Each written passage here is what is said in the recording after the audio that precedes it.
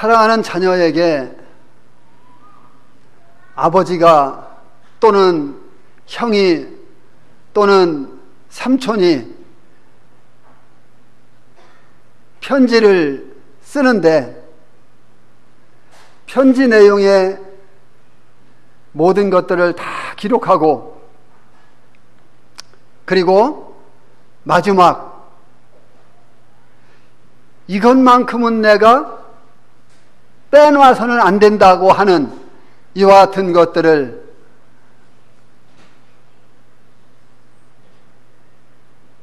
편지 마지막 내용 속에 담아놓는 이런 모습들을 우리는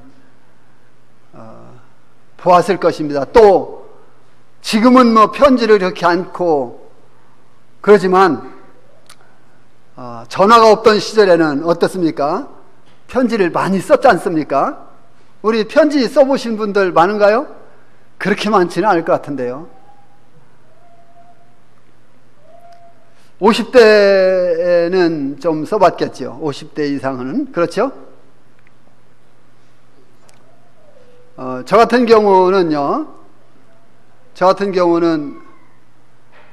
가장 편지를 많이 쓴 것이 저희 자매하고 연애 시절에 편지를 가장 많이 썼어요. 저희 자매가 제 편지를 받아보고 답장을 안 주는데도 나는 또 하고 답장을 안 주는데도 난 또 하고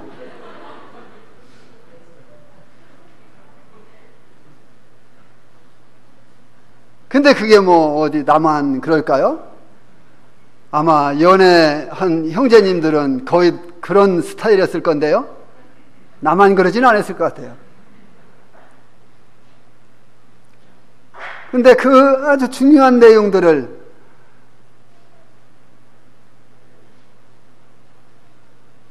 편지 마지막 글귀에 적어 놓는 것을 볼 수가 있습니다. 여기 우리의 복스러운 주님께서도 모든 인류에 대한 이 마지막 호소에서는 그분의 종과 그들에게 주시는 이 놀라운 계시의 말씀을 마지막 호소 없이는 안 되는 이와 같은 내용의 말씀들을 여기에 기록해 주고 있는 것을 볼 수가 있습니다. 우리 주님이 마지막으로 이 말씀만큼은 빼놓을 수 없는, 꼭 해야 되는 이런 내용의 말씀들이라고 하는 것입니다. 우리는 여기에서 그분이 누구신지 다시 한번 주목해 볼 수가 있습니다. 여기 나 예수는, 이 나 예수는 이라는 이 이름을 사도 요한이 들었을 때에 사도 요한 마음 가운데 어떠했겠습니까? 사도 요한 마음 가운데 가슴이 두근두근 거리고 팔딱팔딱 뛰고 요동쳤을 것입니다. 왜? 사도 요한은 예수님과 가까이에서, 정말 가까이에서 예수님의 사랑을 듬뿍 받던 이와 같은 제자이기 때문에 사도 요한은 나 예수는 이라는 이와 같은 주님의 그 음성을 들을 때에,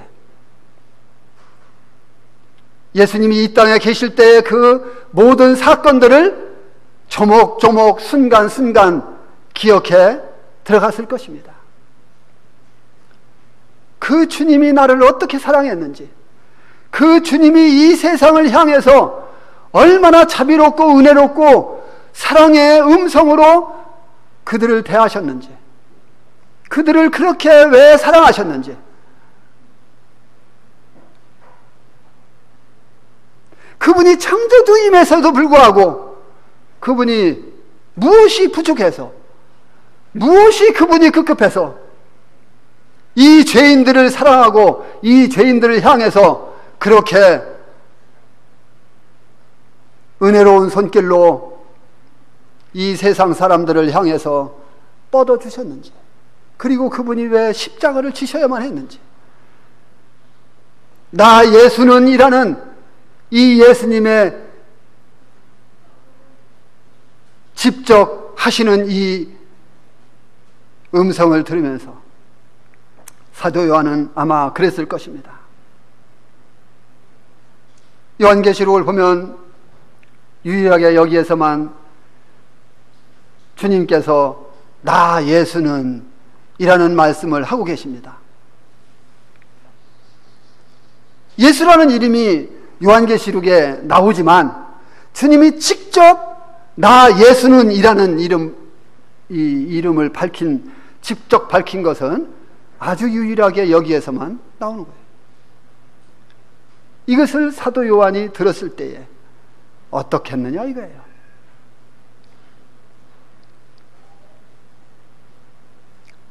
예수님께서는 교회들을 위하여 천사들을 보내요. 그들로 하여금 이 계시의 말씀을 누구에게 전해줬습니까? 요한에게 전달해 줬습니다.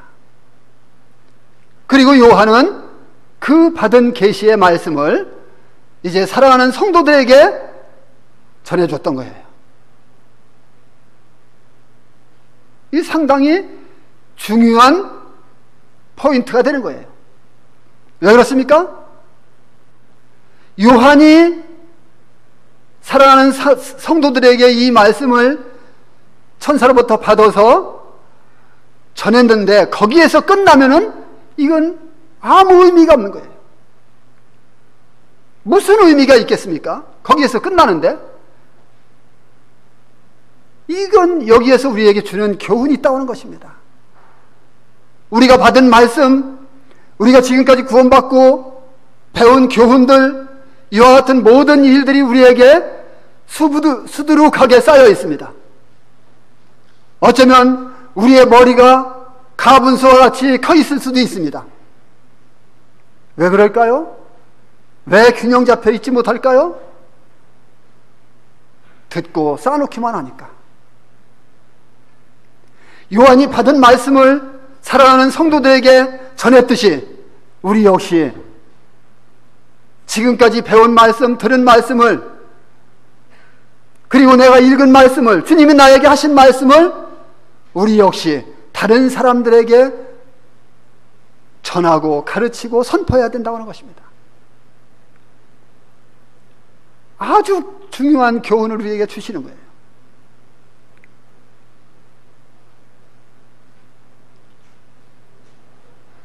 주님이 언제 오실지 모르죠. 짧은 인생, 어쩌면 우리가 살아온 것보다 더 남은 것이 짧을 수도 있습니다. 나는 어리니까 안 그럴 거야 라고요? 천만에요. 주님은 내일이라도 오실 수 있기 때문에 그와 같은 생각은 잘못된 생각인 것입니다. 주님은 내일 오실 수도 있고 한 달 후에 오실 수 있습니다. 그래서 우리 남은 짧은 생애 동안 우리 항상 짧다고 생각해야 돼요. 짧은 생애 동안 주님이 우리에게 가르쳐 주신 이 귀한 생명의 말씀을 다른 사람들에게 동일하게 이야기해주고 전하고 가르쳐서 그들로 하여금 또 다른 사람들로 하여금 사람들에게 그렇게 할 수 있도록 우리가 해야 된다고 하는 것입니다. 그래서 이 계시의 말씀을 사도 요한에게 전했는데 사도 요한은 다른 성도들에게, 다른 교회에게 이 말씀을 동일하게 증거했던 것입니다. 여기에서 교회들은 단지 그때 당시 7교회만을 이야기하는 것이 아닙니다. 여기에서 교회들이라고 하는 것은 오순절 이후에 성령께서 내려오셔서 교회가 형성됐는데 오순절 이후에 모든 세워진 교회들을 말하는 것이죠. 그렇다면 우리 조암수정교회도 당연히 해당되는 것입니다. 당연한 거 아니겠어요? 예수님께서는 자신을 과거와 미래로 연관되어 있는 분으로 말씀하고 계십니다. 과거와 미래. 예수님은 그러신 분이다 하는 것을 지금 여기에서 말씀하고 있는 거예요. 예수님은 다윗의 뿌리요 자손이심으로 이스라엘과 연관되어 있습니다. 이것은 성경적인 거예요. 다윗의 자손이시고 다윗의 뿌리시고 다윗의 뿌리시고 다윗의 자손이시고 예수님은 그러신 분이라고 하는 것입니다. 이사야서 11장 4절 말씀을 1절 말씀을 보게 되면요, 이새의 줄기에서 한 싹이 나며 그 뿌리에서 한 가지가 나서 결실할 것이요, 이렇게 말씀하고 있는데요, 이 말씀과 요한계시록 5장 5절에 유대지파의 사자 다윗의 뿌리가 이겼으니라는 말씀이 있어요. 이 두 말씀을 비교해 볼 때에 동일하게 뿌리에 대해서 이야기하고 있습니다. 그런데요, 여기 16절에서는 뭐라고 했습니까? 자손이니라는 말이 더해져 있죠. 자손이니. 이 자손이니라는 말이 더해져 있습니다. 이것은 다윗은 이 뿌리 되시는 분으로부터 나왔기 때문에 주님은 다윗의 뭐가 되는 거예요? 창조주가 되신다는 것입니다. 우리 주님이 다윗의 창조자예요. 우리의 창조자뿐만 아니라 우리 주님이 다윗의 창조자 되신 거예요. 지금 그걸 말하는 거예요. 동시에 그분은 다윗의 뭐라 했습니까? 자손이다 이렇게 말씀하시므로 육신적으로는 누구의 후손이 된다는 거예요? 다윗의 후손도 된다는 것입니다. 그러니까 다윗의 뿌리는 뭐를 말하는 거예요? 영적으로 다윗, 우리 주님의 신성을 말해주는 거예요. 우리 주님의 신성을 말하는 거예요. 다윗의 자손이란 다윗 왕가의 직계손으로서 인간의 몸으로 출생하신 그분의 인성에 대해서 말씀해 주고 있는 것입니다. 그러니까 우리는 여기에서 뭐를 볼 수 있어요? 주님의 신성과 인성을 함께 볼 수 있는 것입니다.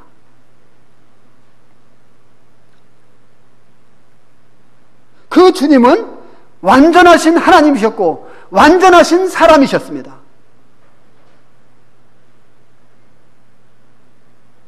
우리가 믿는 예수 그리스도 그분이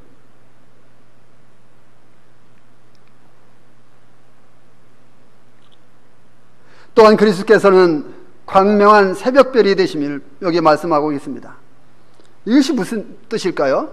예, 광명한 새벽별이다 했는데 이 새벽별은요 무엇을 예고합니까? 낮을 예고합니다. 새벽별은요 한참 아주 어둠이 절정에 달했을 때에 새벽별이 아주 빛나게 비치는 것입니다.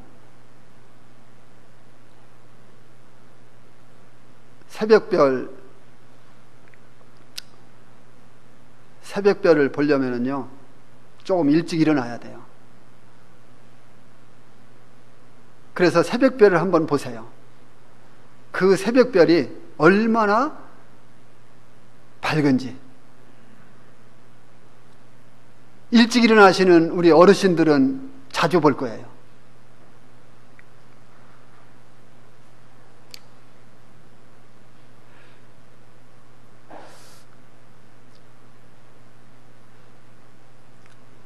그래서 이 새벽별은 낮을 예고하는데 밤이 지나면 바로 낮이 오게 되죠. 민수기 24장 17절을 보게 되면은 한 별이 야곱에게서 나온다고 했습니다. 발람이 이 예언을 할 때에 그때로부터 별은 장차 오시는 분에 관한 일반적인 약속이었습니다. 이스라엘 백성들은 그래서 그 별이 나타나기를, 그 별이 오시기를, 그분이 누굽니까? 메시아였잖아요. 물론 그 이스라엘 백성들이 그 메시아가 왔을 때에 알아보지 못하고 그대로 십자가에 못 박았지만 말입니다.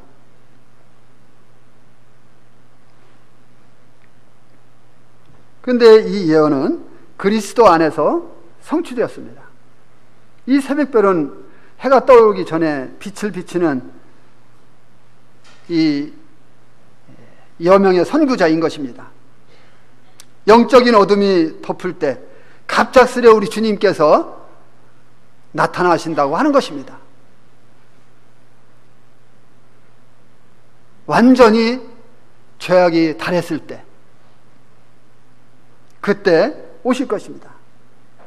그때 우리는 새벽별 되시는 주님을 이제 어디서 뵐까요? 공중에서 뵙게 될 것입니다. 우리가 이 소망이 있지 않습니까? 우리에게는 이런 소망이 있고 이런 즐거움이 있습니다. 비록 이 세상 살아가는 동안에는 질병이 있고 아픔이 있고 슬픔이 있고 괴로움이 있고 다툼이 있고, 아까 찬양에 억울한 일을 당한다고 나왔죠? 억울한 일 당하는 것도 있지만 주님이 오시게 되면은 우리는 그 모든 것들을 완전히 떨쳐버리고 공중에서 주님을, 영화로우신 주님을 만나 뵙게 될 것입니다. 우리 그 소망이 있는 거예요.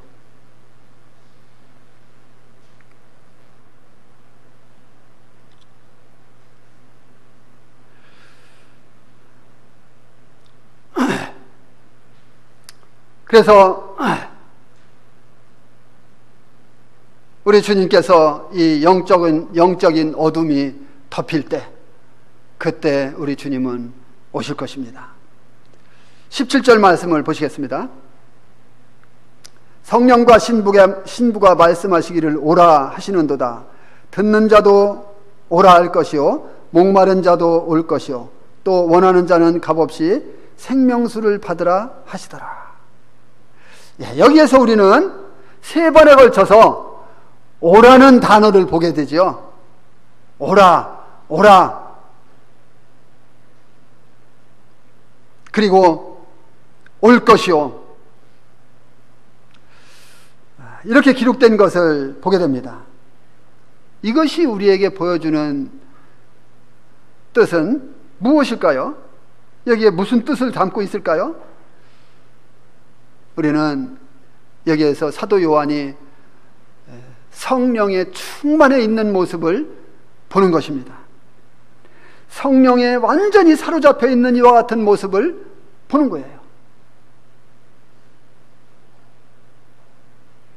우리들도 이 땅에 구원받고 난 이후에 우리가 살아가면서 성령에 충만한, 성령으로 완전히 사로잡혀 있는 이와 같은 경우들이 있지요.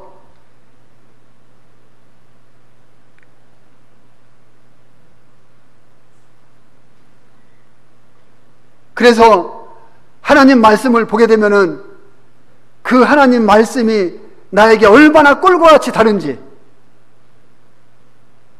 꿀 안 먹어보신 분 없죠? 꿀보다 더 달다했잖아요. 성령에 취하다 보면은 시간 가는 줄 모르고 하나님 말씀을 읽다 보면 늦은 밤이 될 때가 많잖아요. 지금 사도 요한은 이렇게 성령에 사로잡혀 있는 모습을 보게 됩니다. 여기서 첫 번째로 성령과 신부가 말씀하시기를 오라 했는데, 저는 왜 여기에서 오라, 오라, 올 것이요, 왜 이렇게 비슷한 말을 반복해서 그것도 한글 속에 했을까 하면서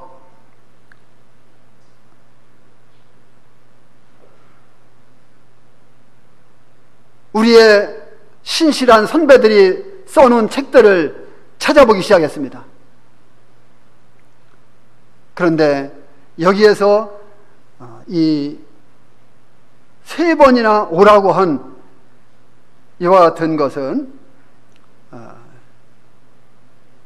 다 다른 의미의 오라는 것이었습니다.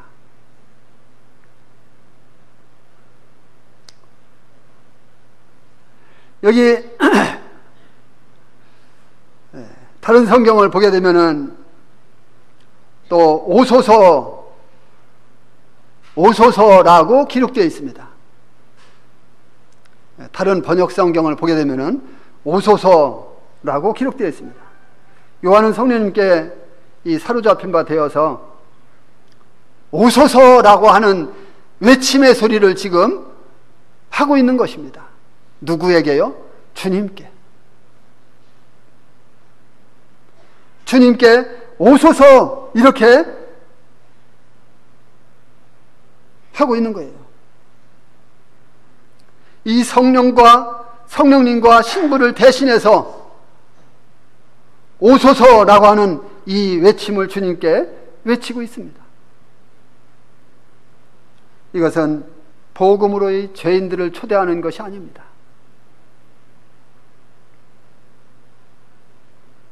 그럼 무엇일까요? 그리스도의 재림에 대한 성령님과 그리고 신부의 반응이라고 하는 것입니다. 여기에서 신부는 뭐를 말합니까? 교회를 말하죠. 당연히. 여기에서 신부는 교회를 말하는 것입니다. 성령님은 오순절 때부터 아까도 말씀드렸습니다만 오순절부터 교회가 세워졌는데 교회를 인도하시고 보호하시고 이끄시며 돌보십니다. 성령님은 그렇게 교회를 돕고 계시는 분이시죠. 그래서 여기에 우리 성령님께서 우리 조암 수정교도 역시 돌보고 보호하고 계시는 것이죠. 요한은 인도하시는 성령님과 교제 가운데 그 신부, 그러니까 교회의 열망이 뭐예요? 교회의 열망은 우리 주님이 다시 오시는 거 아니겠어요? 이 교회의 열망인 그리스도를 향해서 오소서 하고 외치는 것입니다.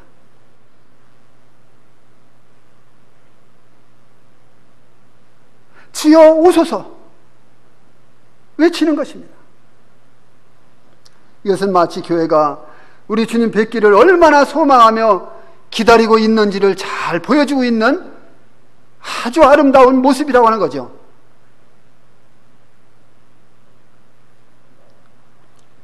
그 다음에 두 번째로 듣는 자도 오라 했는데 이 역시 듣는 사람도 오소서라고 번역되어 있는 것을 볼 수가 있습니다.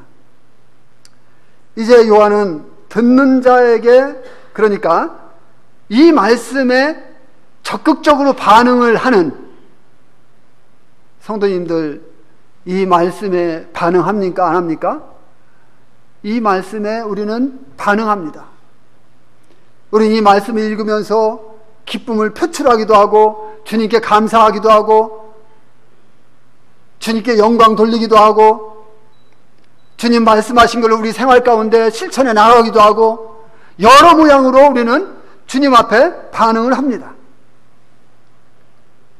그래서 이 반응을 하는 이와 같은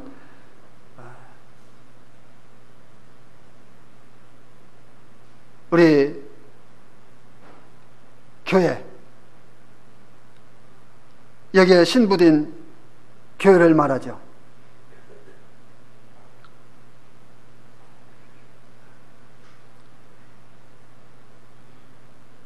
이 신부, 그러니까 교회의 열망인 그리스도를 향해서 외치는 이 교회, 신부, 이 교회가 바로 주님 뵙기를 소망하는 이와 같은 아름다운 모습을 지금 보여주고 있다고 하는 것입니다.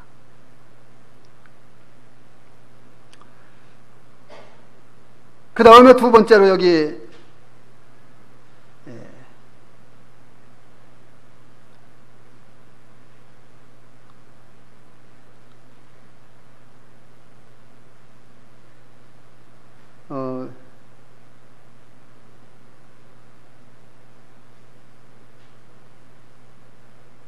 두 번째가 아니라 사도 요한이 교회에 이와 같은 외침에, 사도 요한이 외치는 이 외침에 교회가 함께 동참하기를 호소하고 있는 것이죠. 사도 요한의 이와 같은 외침에 교회도 함께 동참해 주기를, 외치기를 바라고 있는 것이죠. 이제 세 번째는 여기 다른 종류의 외침이 나옵니다. 앞에서 교회와 성도가 그리스도를 향해서 오소서 하고 외치는 이와 같은 소리였는데, 이제 17절 하반절에서는 뭡니까? 죄인들을 향해서 외치는 소리입니다. 죄인들을 향해서. 왜냐하면 여기에서 외침은 단순한 소리가 아니라 필요를 채우라는 이와 같은 외침인 것입니다. 필요를 채워야 될 사람들이 누구입니까? 예수 그리스도가 아직 자신의 구조가 되어 있지 못한 이와 같은 사람들, 이와 같은 사람들이 바로 필요를 채워야 될 사람들입니다. 이 필요는 그리스도 안에서만 만족될 수 있다고 하는 것입니다. 목마른 죄인들은 그리스도를 통해서 얻을 수 있는 이와 같은 생명수로서만 만족을 얻게 되는 것입니다. 아직 구원받지 못한 사람들에게 여기 원하는 자는 값없이 와서 생명수를 마시라고 외치고 있는 것입니다. 그래서 첫 번째, 두 번째, 세 번째 이 오라는 외침의 소리는 다 다른 이와 같은 뜻을 가지고 있습니다. 사람들은 이 초청에 응해야 하는 것입니다. 이 초청에 응하지 않고 그대로 자기 갈 길로 간다면, 그릇 행하여 각기 제 길로 간다면 그들은 하나님 앞에서 버리운 자가 될 것입니다. 그래서 사람들에게 예수를 믿으라고 초청을 하고 있는 것입니다. 자신의 것으로 받아들이라는 것입니다. 회개하고 죄를 떠나서 하나님의 이 사랑 안으로 들어오라고 하는 것입니다. 값없이 구원을 받으라고 하는 것입니다. 베드로서 3장 9절 말씀 보면은요, 주님께서는 너희를 대하여 오래 참으사 아무도 멸망하지 아니하고 다 회개하기에 이르기를 원하신다고 이렇게 말씀을 하고 있습니다. 그렇습니다. 우리 주님은요, 아무도 멸망하는 것을 원치 않으셔요. 다 회개하기를 원하시는 것입니다. 누구든지 거저 와서 값없이 이 생명수를 마시라고 말씀하시는 것입니다. 이것이 바로 우리 주님의 초청인 것입니다. 부르심인 것입니다. 이제 18절로 20절 말씀을 보시겠습니다. 내가 이 두루마리 예언의 말씀을 듣는 모든 사람에게 증언하노니 만일 누구든지 이것들 외에 더하면 하나님이 이 두루마리에 기록된 재앙들을 그에게 더하실 것이요 만일 누구든지 이 두루마리 예언의 말씀을 제하여 버리면 하나님이 이 두루마리에 기록된 생명나무와 및 거룩한 성의 참여함을 제하여 버리시라. 이것들을 증언하신 이가 이르시되 내가 진실로 속히 오리라 하시거늘 아멘. 주 예수여 오시옵소서. 인간이 하나님 말씀을 가감한다고 하는 것은 참으로 위험한 일입니다. 왜 그렇습니까? 절대로 이것은 용서받을 수 없는 큰 죄이기 때문에 그렇습니다. 이건 하나님 앞에 용서받을 수 없다고 하는 것을 분명하게 말씀하십니다. 여기에서는 두 가지 죄에 대한 두 가지 저주가 기록되어 있다고 하는 것을 우리는 발견하게 됩니다. 성경에 무엇을 더하는 것은 성경에서 무엇을 제하는 것과 마찬가지로 용서받을 수 없는 죄라고 하는 것을 여기서 분명하게 말씀해 주고 있습니다. 성경에 기록된 걸 외에 더하거나 제하여 버린다고 하는 것은 하나님의 말씀의 완벽성을 인정하지 않는 것이 되는 것입니다. 우리 성도님들은 여기 하나님 말씀의 완벽성을 인정하시죠? 예. 이것을 인정하지 않으면은 이건 큰 오류를 범할 수가 있는 거예요. 왜 그렇다고요? 제하거나 더할 수 있기 때문에. 이것을 제하거나 더하는 사람은 하나님의 이 완전한 말씀, 변할 수 없는 이 진리의 말씀에 오류를 가져오는 이와 같은 죄를 범할 수 있는데, 그것은 어떻게 나타난다고요? 더하거나 제하거나 할 수 있다 하는 것입니다. 하나님께서 성경의 이 내용과 그 완벽성을 가지고 여기에 그래서 엄숙히 경고하고 있는 것입니다. 마지막 때에 살고 있는 우리들은 하나님께서 이 완전한 말씀을 잘 보존해 주시고 우리들로 하여금 이 말씀을 읽고 듣고 또 이 말씀을 묵상하고 이 말씀으로 전도하고 이 말씀 안에서 감사하고 이 말씀 안에서 경배하고 이 말씀에서 하나님이 어떤 분이신지 알아가는 이와 같은 놀라운 축복을 우리에게 주셨기 때문에 우리는 얼마나 행복한 자들인지 몰라요.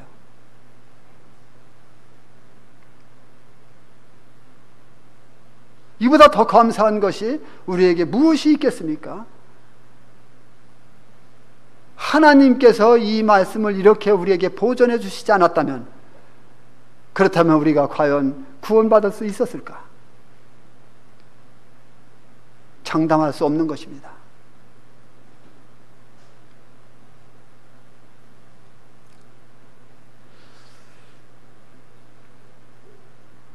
말씀을 더하거나 또 제하여 버리는 이런 행위를 금지하는 말씀은요, 여기에서만 나오지 않습니다.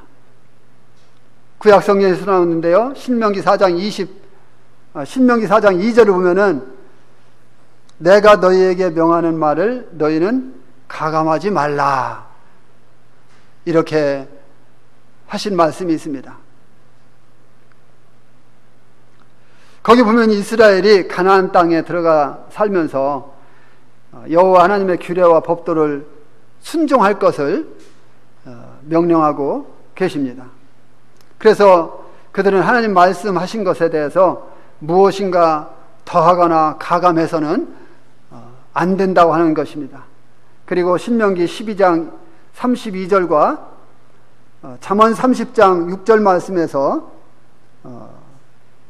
보게 되면은 하나님 말씀을 가감하지 말라고 분명하게 또 경고해 주고 있는 것을 볼 수가 있습니다. 걸어오신 하나님 말씀에 무엇인가를 더하게 되면 그것은 큰 죄가 되는 것입니다. 이와 같은 행동들을 하는 이와 같은 사람들이 누굽니까? 이런 큰 죄를 범하는 자들이 누구예요? 특히 로마 카톨릭에 대해서 이야기하지 아니할 수가 없습니다. 이 로마 카톨릭이 범하는 죄인데, 이것은 이들은요 공적으로는 성경이 하나님 말씀인 것에 대해서 인정을 합니다. 그러면서 하나님 말씀의 순수성, 아주 순수하게 하나님 말씀이 가르치고 있는 이와 같은 가르침에 무엇인가를 어떤 교훈을 담아서 계속 더해주고 있는 것을 볼 수가 있습니다. 이것이 하나님 앞에서 얼마나 큰 죄인지, 이것으로 인하여서 하나님이 내리시고자 하시는 그 무시무시한 죄를 그들에게 쏟아 부을 수밖에 없도록 하는 이런 것을 우리는 보게 되는 것입니다.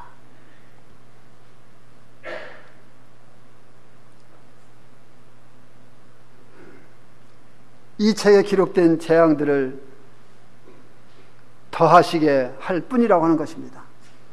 이것은 환난 중간에 인간들을 위해 쏟아 부어지는 심판들, 즉 우리가 지금까지 계시록 말씀을 공부해 왔잖아요. 이 말씀들을 공부해 왔는데 이렇게 앞에서 보았던 이와 같은 그 심판들, 인심판이 있었지요. 그리고 대접 심판이 있었지요. 그리고 나팔 심판이 있죠. 이와 같은 심판들,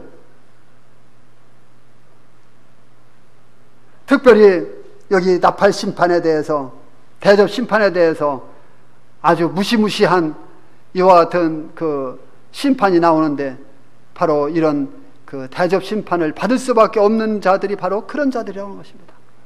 하나님의 말씀을 더하거나 제하여 버리는 이와 같은 자들.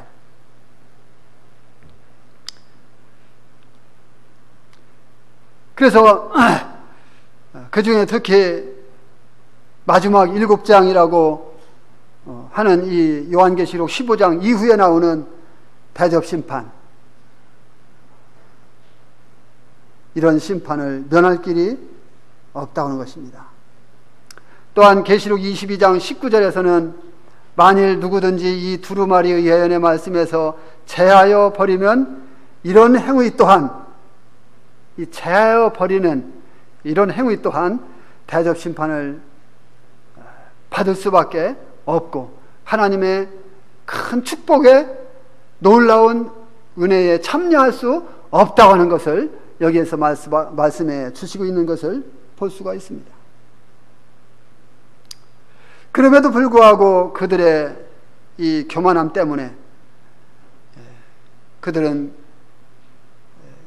구원받을 수 있었는데도 불구하고 그 기회를 날려버리고 그 기회를 놓치고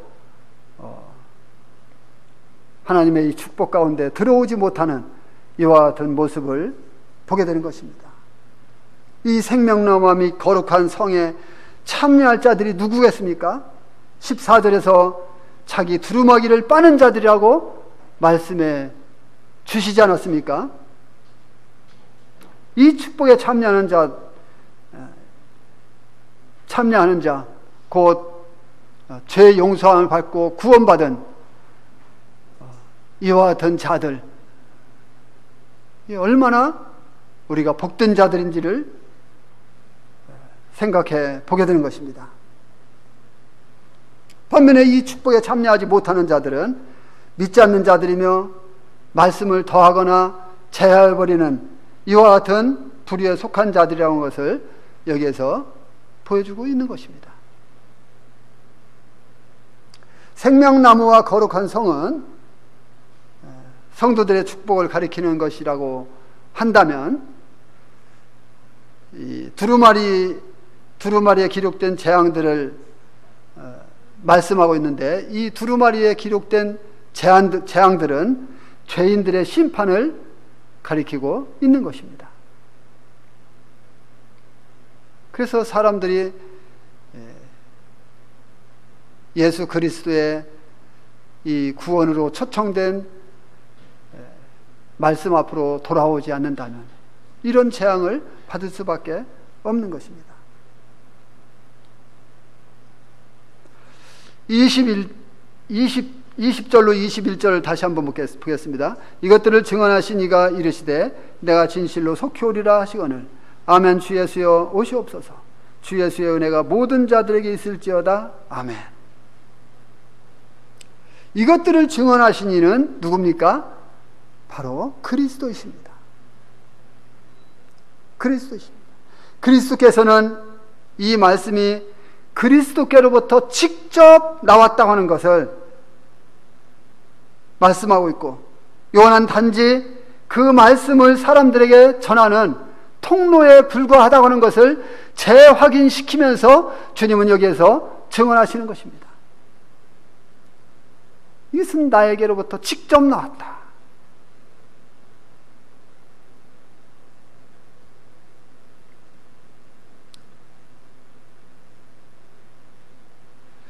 18절에 이어 19절에 또다시 말씀하심으로 여기 계시된 말씀의 신뢰성을 증언해 주시고 있습니다. 그 증언에 더하여 주님께서는 확실히 믿을 수 있는 말씀을 하셨죠. 그것이 무엇입니까? 내가 진실로 속히 오리라. 내가 진실로 속히 오리라. 이 말씀은 오순절 이후에 세워진 모든 교회와 모든 시대의 성도들이 주님을 향해서 갖고 있는 아름다운 마음이며 감동시켜주는 이와 같은 내용의 말씀이라고 하는 것입니다. 내가 진실로 속히 오리라. 성도님들은 주님이 진실로 속히 오리라 하신 이 말씀을 얼마나 마음 가운데 사무치게 기다리고 소망하고 있습니까?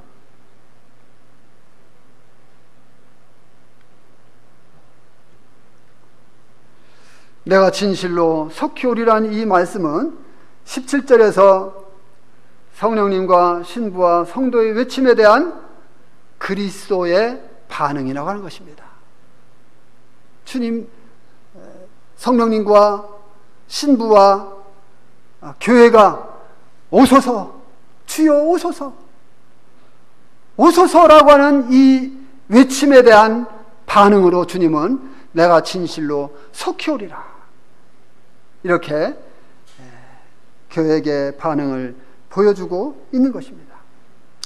그리스도께서 교회를 위해서 공중재림하시면 이제 교회가 들림받고 그 후에는 뭐가 됩니까? 7년대 환란이 오는 것입니다. 그리고 7년대 환란의 그 무서운 심판이 통과되고 나면은 이제 천년 왕국이 도래하게 되는 것이고, 천년 왕국이 끝나게 되면 이제 우리는 영원 세계에서 생활하게 될 것입니다. 우리는 이와 같은 말씀들을 신약 성경을 통해서 잘 알고 있습니다. 왜냐하면 우리는 이와 같은 것이 우리의 소망이기 때문에.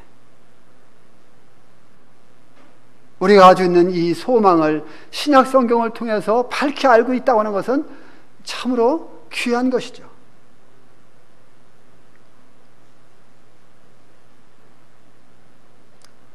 그래서 모든 그리스도인들은 이 약속에 대해 한결같은 바람으로 이와 같이 화답합니다.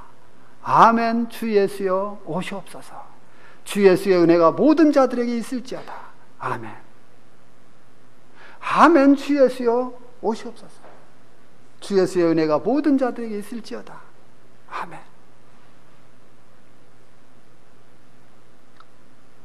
주님께서 사랑하시는 성도님들을 축복하시고, 또 우리가 배운 바 계시록에 나타난 이 엄청난 이와 같은 사건들을 마음에 두고, 그리고 우리의 실제 삶 속에 거룩한 행실과 경건함으로 하나님의 날이 이르기를 간절히 사모하게 되시기를 소망합니다. 우리 성도님들 생활 속에 이와 같이 생활함으로 인해서 정말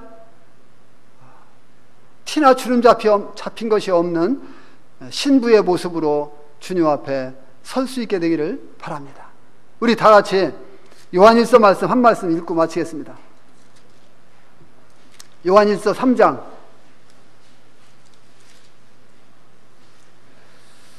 한 목소리로 함께 읽어보시겠습니다. 요한일서 3장 3절입니다. 요한일서 3장 3절 시작. 주를 향하여 이 소망을 가진 자마다 그의 깨끗하심과 같이 자기를 깨끗하게 하느니라.